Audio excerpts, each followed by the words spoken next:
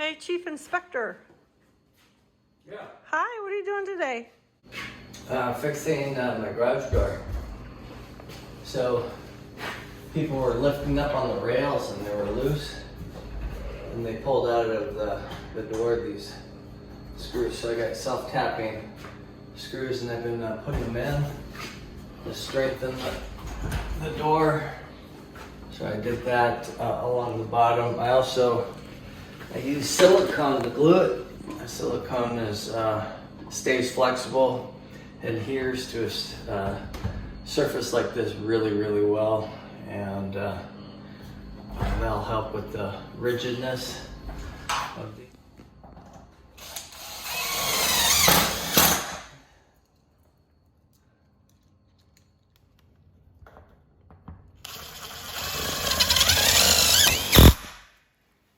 And then I've been putting some silicone on all the joints,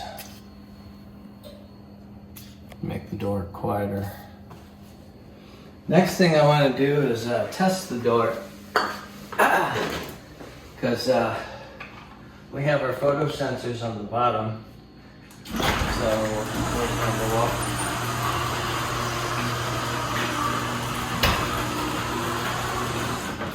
Now I'm going to trip the sensor and make sure that works. Okay, so that worked. Next thing I want to do is make sure that the reverse sensor works. So I'm going to put this block of wood there, and if it hits the block of wood and goes back up, that works.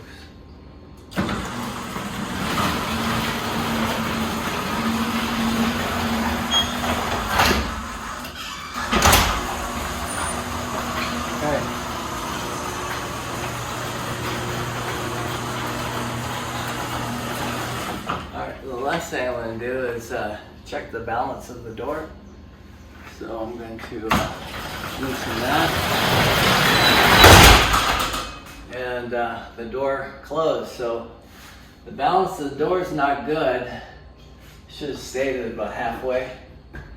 And the spring up top here needs to be tightened, so I got to fix the balance of the door. Continue to fix some of these, so I'm gonna go do that and show you what happened afterwards. How's it going? A few more screws. So I think it's really interesting that you find problems before they happen, because when I use a garage door opener, I just push a button and trust that it's going to work. Well, I'll look at how everything works and whether it's needs to be fixed or not. So yeah, this was loose because people were lifting on it and they ripped out of the door. So I had to fix that. Most people don't look at those things. But why would they need to be tight? These? Yeah. Just to strengthen the door. But let's just say that I pull this like that, because garage door opener didn't work, and I had to open the door. So now I got lift. I see. Right.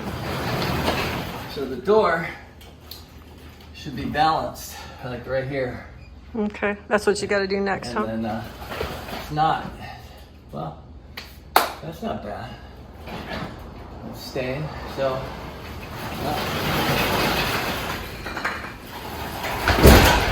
So I gotta add some tension to that spring so that it's balanced.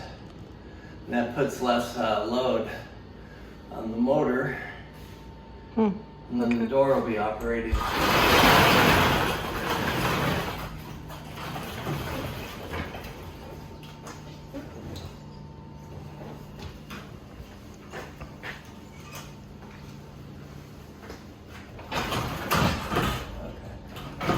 That's back in the gear. So how, or do the sensors have anything to do with what you're doing? Are you going to adjust those too? Sensors are supposed to be lined up, and it's a photo eye, so anything that breaks, you see the flashing light, anything that breaks the path of the photo eye will send a signal to the door to reverse. Because, you know, like pets or something crawling under here last minute. You know, like people talk about cats or just small dogs or something. The door could like go down on them. And Oh, I see. the motor is half horsepower, I think, for that one. I mean, that's like 300 pounds of force. That'll kill your pet. That's why this is so important. But you just did the block test, though. Yeah, well, the block test, yeah, that's another one. The auto reverse, and I can set that for how much pressure downward, but Okay. it's typically 15 to 30 pounds, and then it should auto reverse. I mean, we can try it. Oh, yeah, I see. So So something were under there and it came down. I don't have a scale. That would but, stop it that's too. Probably about 30 pounds because it was pretty Okay. hard. But Yeah. I mean, it can be adjusted. There's screws on the electric motor that do that. So there's two ways of catching anything underneath that Right, would the foot need away to. and then the auto reverse. Okay. Fairly old system, but you can see here there's some adjustments for the door to go up and down right here in the center. Turn the screw here and the garage door will adjust up a little bit. Turn screw here and it will go down. This is where the light bulb goes. And then how much force is in the door is these adjustment screws. So all garage doors have some adjustment, and if you need to do that, just open up the back where the light is, and you'll have two sets, one for the force of the door and then one for where the door stops when it goes down, and you can adjust that.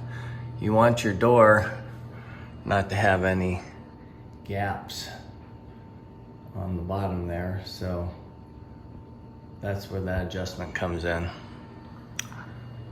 So yeah, easy to do, and just need to read up on your manual and know what adjustment does what. So Did you get it done? yep, I'm all done. These are tightened down nice and strong. I got everything lubed up with some silicone.